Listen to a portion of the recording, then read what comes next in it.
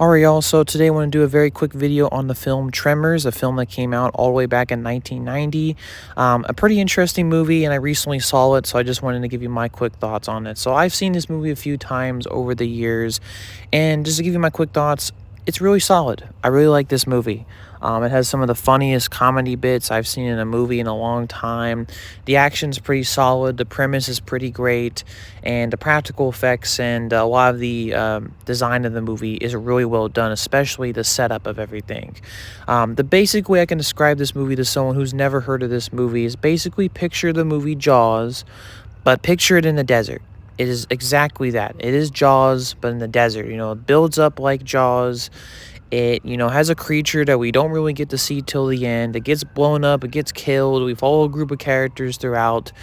It's pretty similar to Jaws, but that's not necessarily a huge complaint on the movie because Jaws as a film also works really well, and this movie works really well. So I'm going to go into the pros and cons. One of the big things is the premise. The premise is pretty great. Having a creature out of all, like I said, out of all locations, you wouldn't expect a creature like that to come from, but basically giant sandworms coming to kill you from underneath the sand is a really good premise, and the movie absolutely uses it to its full potential. One of the coolest things about this movie is the build-up to seeing the creature, the mystery of finding out what the hell is killing these things, and all these weird, unexplained coincidences and experiences. Personally, like I said, it's all really good stuff. It's all really well built. Also, the main cast includes Kevin Bacon. I can't remember the other guy, but his partner are all really good. Specifically, Kevin Bacon, who has some of the funniest lines. And I don't know if it's because Kevin Bacon himself is really trying his best to do like a country accent. I don't know what it is, but it kind of creates some really funny and maybe unintentionally cringy moments. But there's just a lot of great characters, a good roster of people. The only thing I can really say that I wish that the little teenager kid honestly died, but I knew they were never gonna do that. But it's really solid stuff. It's really solid stuff. I thought the pacing was really done. The mystery of it all, the build-up is really good. The action that is there is really solid. And the design themselves. Now these things, the graboids, right? I think that's how you call them, right? The graboids.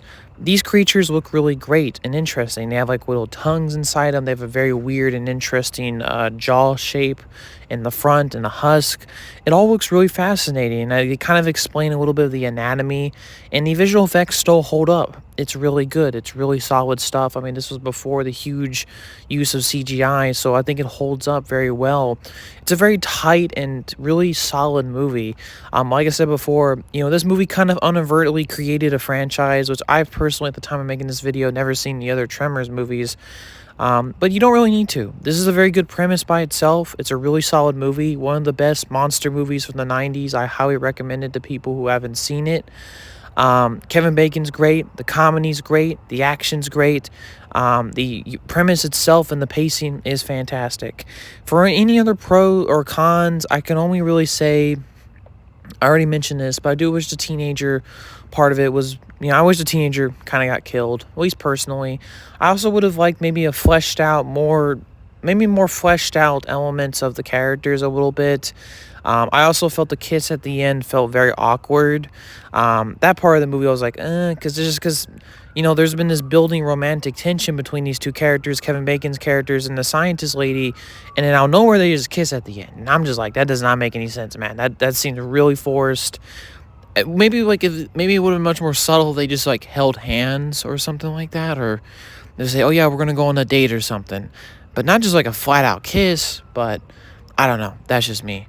But there's not really too many complaints. This is a very solid, nicely structured, really great premise monster film for the 90s.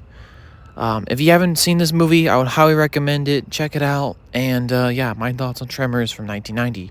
Alright, y'all. Hope you have a good day, and peace, y'all.